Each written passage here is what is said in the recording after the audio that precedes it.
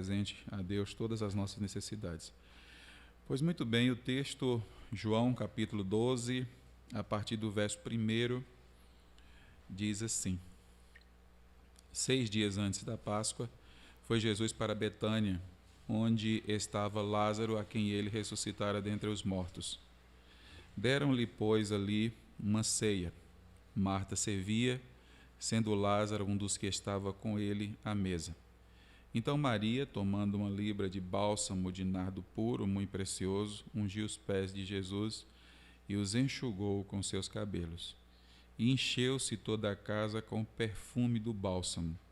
Mas Judas Iscariotes, um dos seus discípulos, o que estava para traí-lo, disse: por que não se vendeu esse perfume por 300 denários e não se deu aos pobres?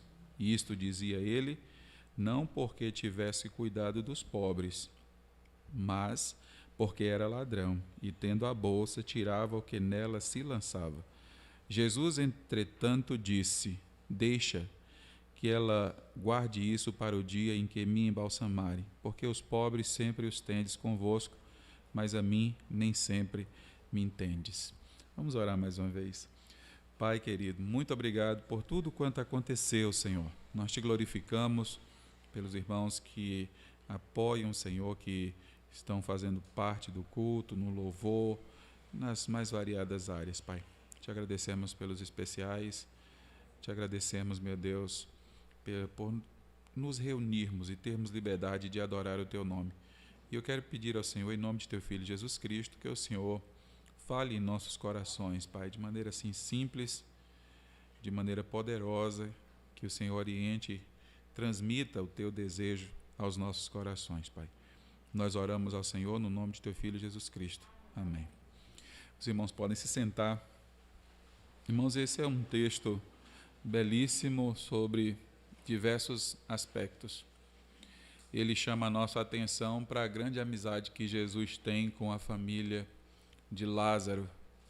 Lázaro vai mais uma vez para Betânia e agora é oferecido uma ceia para o Senhor Jesus Cristo. E o texto vai descrevendo, Marta está servindo e Maria então, ela toma um perfume caro, muito caro, e ela quebra esse perfume e ela unge com esse perfume os pés do Senhor Jesus Cristo e enxuga com seus próprios cabelos. Essa família tem uma aproximação muito boa com a pessoa do Senhor Jesus Cristo. Uma boa aproximação, uma boa amizade, ter amor para com o Senhor Jesus impulsiona ter contatos, ou um belo contato, um belo momento íntimo, um belo momento de compartilhamento. Então, quero chamar a nossa atenção para a grande necessidade de amarmos Jesus e de termos momentos especiais de compartilhar com Jesus, de chamar a presença dele, de desfrutar da presença de Jesus, desfrutar da presença do Senhor Jesus Cristo. Mas a história encaminha-se para um outro personagem. Foi do propósito de Deus, houve o direcionamento do Espírito Santo de Deus para que o escritor humano, João, orientado pelo Espírito Santo de Deus, desse alguns detalhes para nós a respeito da vida de Judas. É um personagem extremamente controverso. É difícil, inclusive, imaginar na história da humanidade como um todo alguém que tenha se saído de maneira tão negativa como Judas. Sem nenhuma sombra de dúvidas, houve e haverá traições e outros tipos de traição, os mais variados tipos de traição. Mas o que Judas fez marcou de forma negativa, a sua existência. Porque Judas fazia parte dos 12 aquele grupo de discípulos que o próprio Jesus o chamou. E vimos algumas semanas aí atrás, que Jesus sabia perfeitamente o que ele estava fazendo. Ninguém poderia imaginar que ele não soubesse o que Judas faria. Ele sabia exatamente o que Judas faria, afinal de contas, ele é Deus e sabe de todas as coisas. Sabendo disso, nós também podemos perceber o grande privilégio que Judas teve. O grande privilégio. E poderíamos imaginar o contato de Judas com Jesus no decorrer desses 3 anos como uma grande oportunidade de transformação para a sua vida. Imagine este homem que desde o início, Jesus que sabe todas as coisas, sabe que ele seria o traidor, evidentemente. E ele convive com Jesus de maneira próxima, esses quase 3 anos, intimamente. Quantas oportunidades Judas teve, quantos momentos agradáveis, inclusive, como esse, que ele poderia ter desfrutado, ele teve na presença de Jesus. Quantos milagres Judas viu Jesus operar. Aqueles que voltaram à vida, inclusive, aqui estavam diante de alguém que tinha ressurgido dentre os mortos.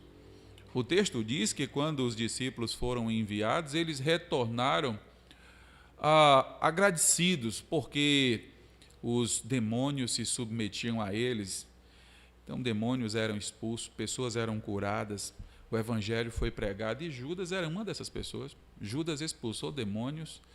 Judas, através da ação de Deus, ele apresentou a palavra do Senhor, e tudo isso, todas essas coisas, ou todas essas oportunidades, não fizeram, não deixaram com que Judas se posicionasse de outra forma. Então, o que nós podemos aprender? Qual é uma das verdades que podemos aprender? Alguém pode passar um período muito próximo da casa de Deus, das coisas de Deus. Alguém pode até estar envolvido nas coisas de Deus, assumir uma posição, assumir um cargo, chamar a atenção, inclusive, para a forma como procede, de maneira assim, tão cuidadosa. Entretanto, essa pessoa pode não ter a presença de Deus na sua vida. Isso é algo que deve impulsionar cada pessoa a refletir, a pensar como eu estou com relação à pessoa de Deus. Irmãos, eu tenho observado esses dias o distanciamento de muitos. Após esse período, tudo isso que aconteceu, todas essas coisas, melhor ainda, estão acontecendo. O que eu tenho ouvido dos pastores das igrejas é exatamente isso. Crentes afastando, crentes negando, crentes voltando para o mundo, crentes voltando as suas costas para a pessoa de Jesus Cristo ou para a igreja de Jesus Cristo. Pessoas que outrora estavam próximas, de repente se afastam-se ou passam a viver uma vida que está em desacordo com aquilo que Deus ensinou. E nós ficamos assim chocados com tudo isso.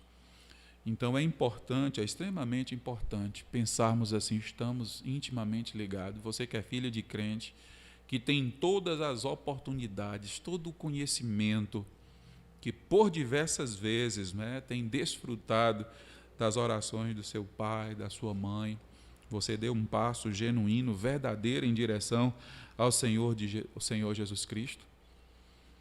Ou simplesmente se está no grupo, ou como um grupo social, mas sem fazer parte. Judas estava entre os 12, mas ele em nenhum momento fez parte dos 12. Ele estava entre o grupo íntimo que Jesus chamou para próximo, mas em nenhum momento ele fez parte daquele grupo. Então, o primeiro detalhe que eu gostaria de chamar a nossa atenção é justamente esse. Alguém pode estar próximo e ter um coração endurecido, contrário às verdades de Cristo. Não se deixa ser mudado, moldado e transformado pela pessoa do Senhor Jesus Cristo. Mas gostaria também de pensar com os irmãos que quando isso ocorre, quando ocorre de pessoas abandonarem, de pessoas se afastarem, de tornarem-se até contrários ou inimigos ao Evangelho, não frustra os planos de Deus. Lembre-se, Jesus é soberano sobre tudo, Ele sabe de todas as coisas. A traição de Judas não frustra aquilo que Jesus já sabia que, consequentemente, aconteceria. Evidentemente, causa tristeza, não é? Causa tristeza para os demais discípulos e para nós todos, mas não frustra o plano de Deus, porque Deus sabe de todas as coisas. O nome Judas era um nome muito comum, inclusive o fato de que ele fizesse parte da tribo de Judá. Então, essa é de onde vem, não é, o nome Judas. O significado é Yahvé conduz.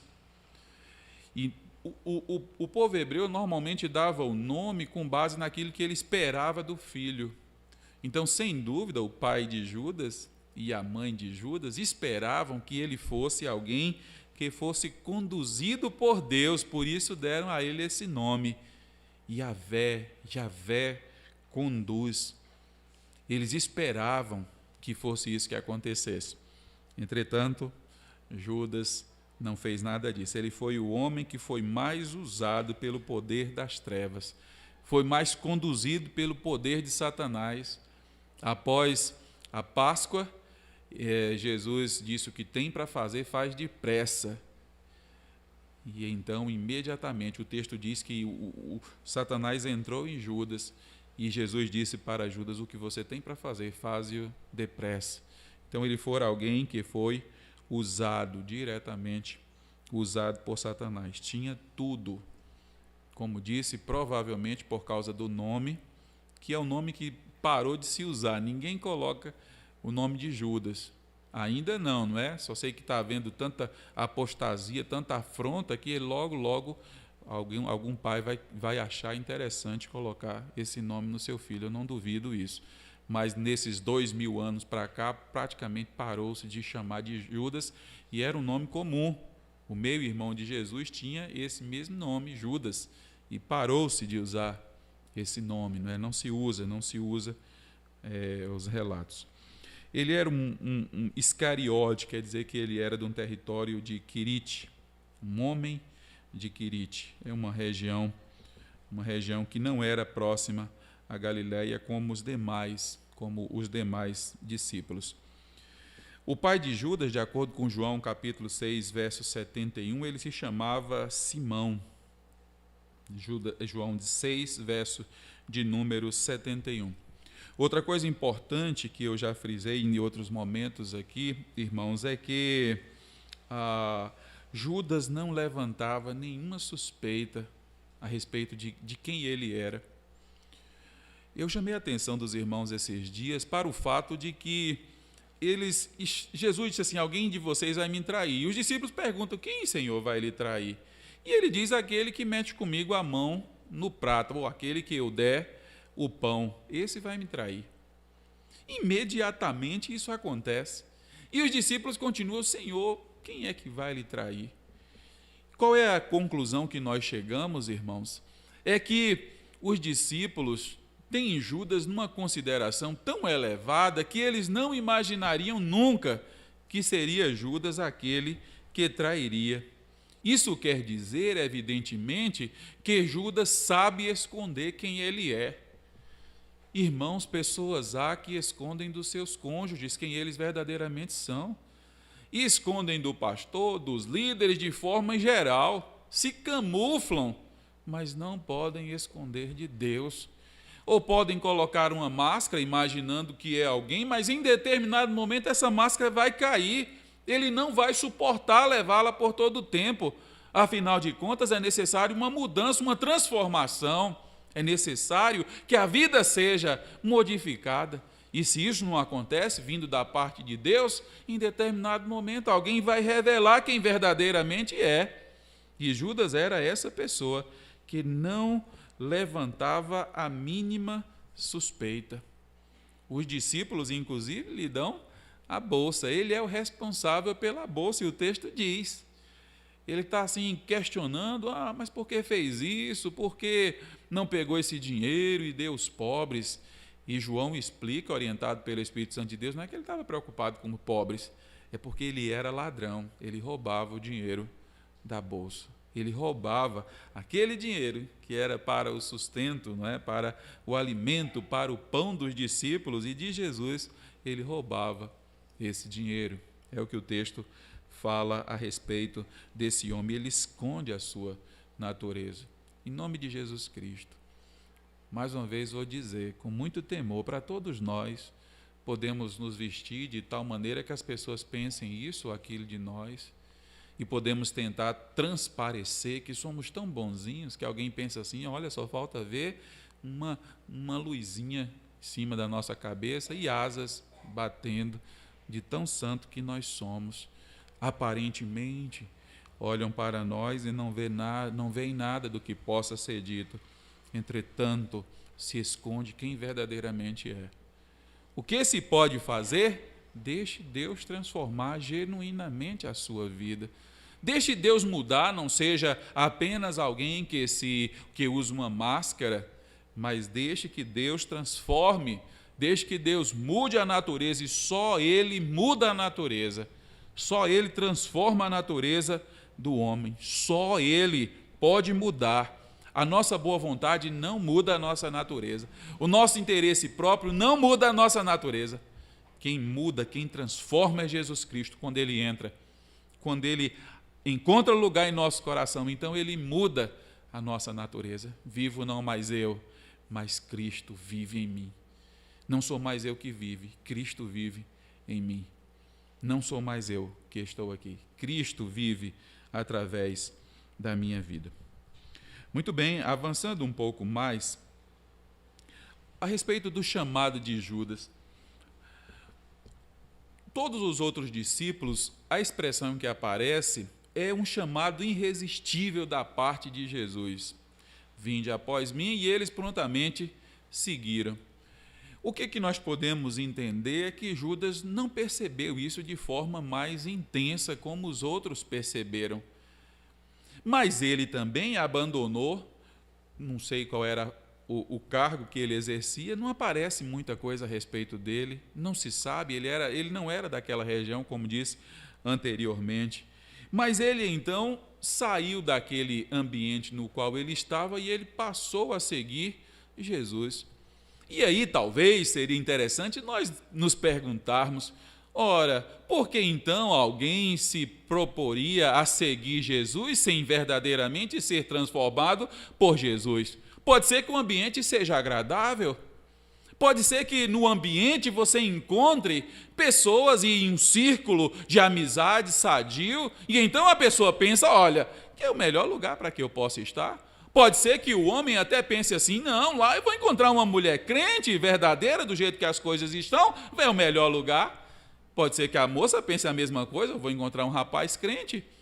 E que coisa boa, do jeito que as coisas estão aí fora, encontrar alguém que teme a Deus, que seja obediente, que eu possa ir para a festa e ele não vai ficar em casa, é bom demais. Então pode ser que alguém se aproxime ou esteja num ambiente porque acha ser salutar ou encontre alguma vantagem.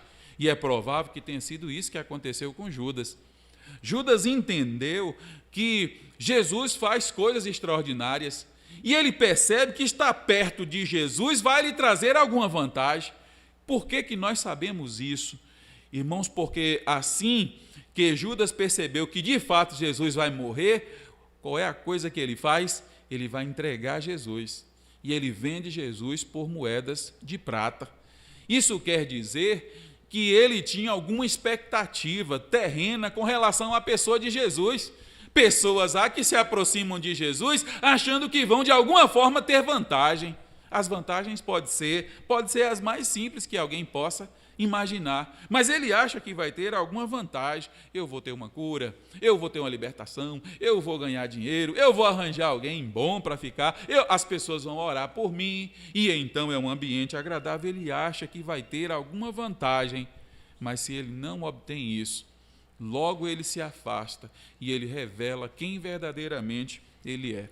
Alguém deve, ou pode, ou todos nós podemos imaginar se talvez, não é, em algum momento temos nos aproximado do Senhor por ganância, por interesse, por acharmos ser um ambiente salutar, mas não nos deixamos ser transformados genuinamente e verdadeiramente por Jesus. Então, em nome de Jesus, eu gostaria de dizer para, se porventura tiver, creio que não, alguém possa, Senhor, eu quero de fato te servir, Senhor. Eu quero te obedecer, Deus. Já chega dessa vida, Senhor. Eu não quero fazer as coisas apenas para mostrar para as pessoas ou para esconder das pessoas quem verdadeiramente eu sou, mas eu quero, Senhor, viver integralmente na tua presença. Oh, Deus, eu quero me aproximar de ti, quero ser transformado por ti. Eu quero ser mudado e moldado pela tua presença santa, Deus. Ó Deus, o Senhor conhece a minha natureza, transforma o meu ser, Deus. Faz com que eu perca a paixão por essas coisas que estão dominando a minha vida, Deus. Porque eu quero te servir, Senhor, porque eu quero te bendizer. Alguém pode até ser atraído da forma errada, mas pode dar um passo verdadeiro em direção ao Senhor Jesus. Em nome dele, se porventura você ainda não fez, faça. Em nome do Senhor Jesus, faça, dê um passo decisivo em direção à pessoa do Senhor Jesus Cristo. De acordo com o que está lá no Salmo 41, verso 9, a profecia de Davi, aquele que mete a mão comigo, esse era Judas. Judas foi o que metia a mão no prato com Jesus, levantou contra ele o seu calcanhar. Judas era um administrador infiel, ele pegava as coisas que não pertenciam a ele. Sobre a desilusão de Judas, já falei alguma coisa para os irmãos. Judas, então, quando viu frustrados os seus planos, ele espera que o fato de estar próximo de Jesus, os feitos de Jesus, imagine a visão gananciosa de Judas, o que ele imagina que ele pode arrecadar. Imagina se ele pedisse qualquer coisa e Jesus fosse realizar. Imagine, eu vi esses dias uma coisa absurda, alguém vendendo absurdo, não vou nem falar, alguém deve ter visto aquilo, não adianta nem falar, mas a coisa mais absurda, pura ganância, pura ganância. Imagina a ganância de Judas e aquilo que ele poderia ter alcançado, que ele poderia, mas que ele não alcançou, porque Jesus nunca faria algo desse tipo. Quando ele vai percebendo que tudo está se fechando, ele então percebe a grande desilusão. Eu deixei tudo, estou servindo a esse homem e até agora eu não ganhei nada. Eu preciso ganhar qualquer coisa que seja, nem que sejam algumas moedas de prata, 30, porque é o valor de um escravo. Ele vende Jesus pelo valor de um escravo adulto. Ele vende o Senhor Jesus, aquele que estava com ele todo o tempo, por 30 moedas. Esse homem, ele é avarento, o seu Deus é a riqueza. Ele está preso aos prazeres deste mundo. Quando aquela mulher oferece a Jesus aquele perfume precioso, ele então diz: olha, não faça isso, é um dinheiro que pode ser útil para outras coisas. Ele está pensando em roubar a bolsa, em tirar aquele dinheiro para si mesmo. Ele age de maneira hipócrita. Ele tenta demonstrar aquilo que ele não é. Ele veste uma máscara para conviver com Jesus, mas não deixou-se ser transformado pelo Senhor Jesus Cristo. E então ele trai o Senhor. Lembre-se que Judas não participa da ceia.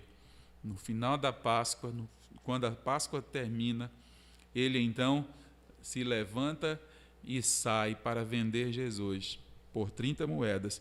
E os discípulos, apenas os 11 discípulos, permanecem ali para a celebração da ceia, a primeira ceia.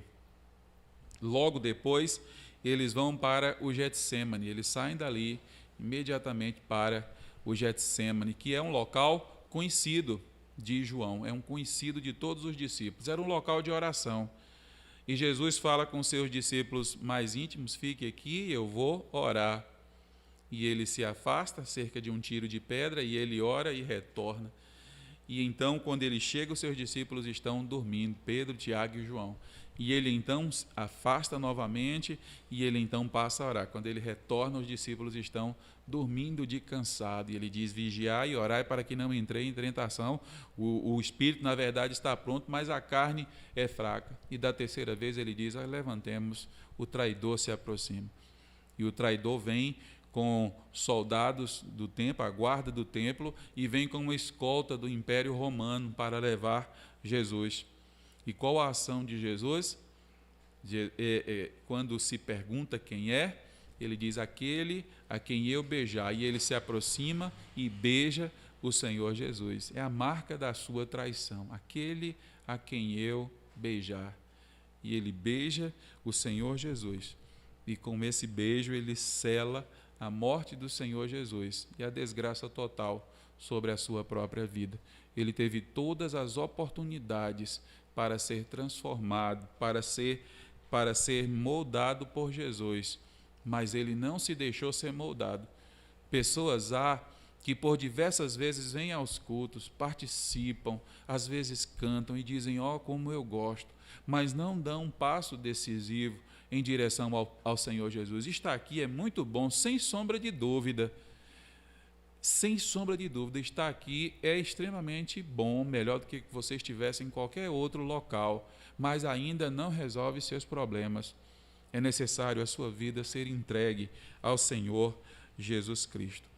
Irmãos, Atos capítulo 1, verso 18 e 19, diz assim: ora, este adquiriu um campo com o galardão da iniquidade, e precipitando-se rebentou pelo meio, e todas as suas entranhas se derreteram. E foi notório a todos os habitantes em Jerusalém, de maneira que em sua própria língua, esse campo se chama Aceldama, isto é, campo de sangue. Judas entendeu que ele não podia ficar com aquelas moedas, quis devolver. Os sacerdotes disseram: não, nós não vamos pegar essas moedas de volta, não, vamos comprar um local que vai servir de cemitério. E ele saiu para enforcar-se. E Lucas retrata que o que provavelmente aconteceu: quando foi enforcar-se, a árvore deve ter quebrado, e ele não apenas enforcou-se, a árvore caiu, e quando caiu ele quebrou ao meio, é o que o texto diz, e as suas entranhas se derramaram. Esse é o final daquele homem. Esse é o final do homem. Eu me lembro, na minha época de adolescência, alguém falava assim para a gente: quem beijou a porta e não entrou no céu? E a resposta para a pergunta, na minha época de adolescente, é Judas, porque Jesus é a porta. Ele beijou a porta e não entrou no céu. Tão perto do reino, e morreu de forma tão miserável, tão miserável. Viu tantas pessoas sendo transformadas, mas não se deixou ser transformado. Viu tantas vidas serem resgatadas, mas não se deixou ser resgatado pelo Senhor Jesus Cristo. Qual é a opção que você tem hoje? Volte-se para Jesus em nome dele. Em nome de Jesus, volte-se para a presença santa do Deus Santo. Que Deus nos abençoe. 259 do Cantor Cristão. Vamos cantar a primeira e a segunda estrofe desse hino, 259.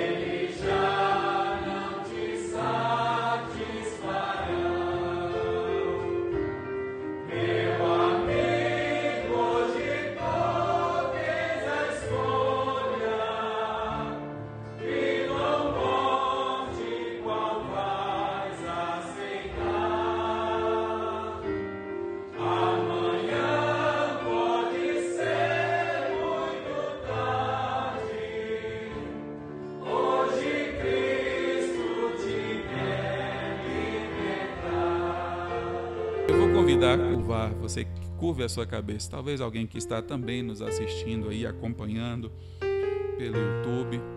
Se eu não sei a realidade dos que estão aqui, imagine daquele que está em casa. Mas Deus sabe do seu coração, Ele sabe dos seus pensamentos, Ele sonda a sua vida. Ele sabe tudo, absolutamente tudo ao seu respeito. Ele sabe se você tem dado algum passo em falso, se é crente, tem vivido uma vida afastada, descomprometida com o Senhor. Ele sabe todas as coisas, mas Ele também quer, Ele deseja que você volte à presença santa dEle. E deseja a tal ponto que mandou o Filho dEle morrer para que você fosse salvo, para que você fosse resgatado. Em nome do Senhor Jesus, se você compreende isso, se você compreende essa verdade, eu peço que você levante a sua mão, quero orar por você. Alguém nessa noite? Em nome de Jesus Cristo. Em nome de Jesus Cristo, não deixe essa oportunidade passar. Os filhos de crente, em nome de Jesus Cristo, não vivam uma vida afastada de Deus, descomprometido com Deus, como se no final fosse tudo acontecer diferente. Não brinque com Deus, não brinque com Deus. Não brinque com Deus. Em nome de Jesus Cristo. Se você entrega a sua vida ao Senhor, levanta a sua mão, quero só orar por você. Alguém nessa noite? Eu não vou insistir. Algum crente que está assumindo seu compromisso, olhe aí seu coração, você e Deus. Oh Deus, eu quero dedicar ao Senhor a minha vida. Eu não quero viver numa igreja tendo a companhia dos irmãos, mas sem ter intimidade com o Senhor. Quero dedicar a minha vida a Ti, Senhor. E alguém que porventura não tem Jesus como Senhor e Salvador de sua vida, oh Jesus. Ainda alguém que já é salvo, mas ainda não decidiu-se para o batismo. O que tem lhe impedido? Talvez fizesse parte de outro grupo religioso, agora veio para aqui, sabe que deve batizar-se. Procure após o culto e diga: pastor, quero me batizar, pastor. Quero ingressar na família de Deus. Eu vou pedir que os irmãos se coloquem em pé. Vamos cantar a última estrofe, depois nós vamos orar, encerrando assim o nosso culto.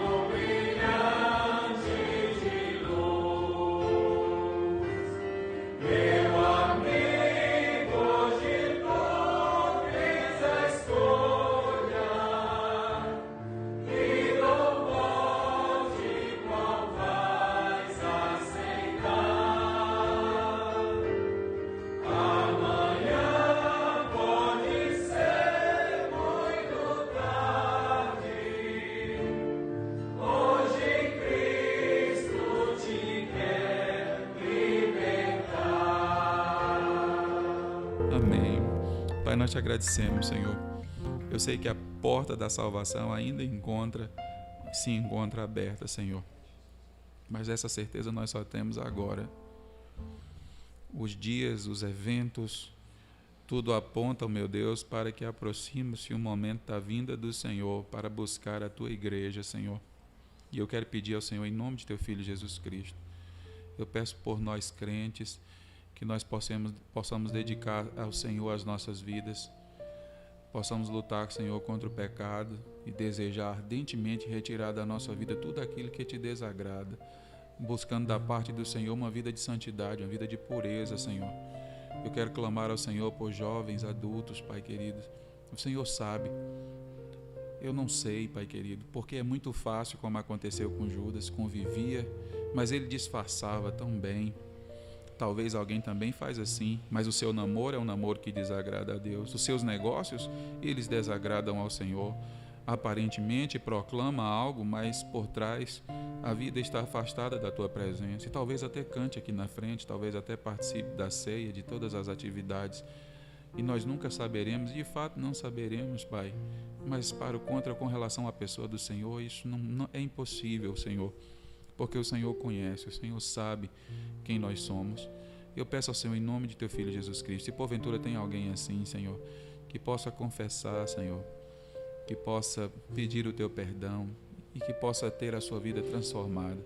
Ainda peço ao Senhor por talvez alguém que está aqui ou em casa, que ainda não deu um passo decisivo em direção à pessoa de Teu Filho Jesus Cristo, que possa dar, Pai, reconhecendo Jesus como Senhor, como Salvador de sua vida.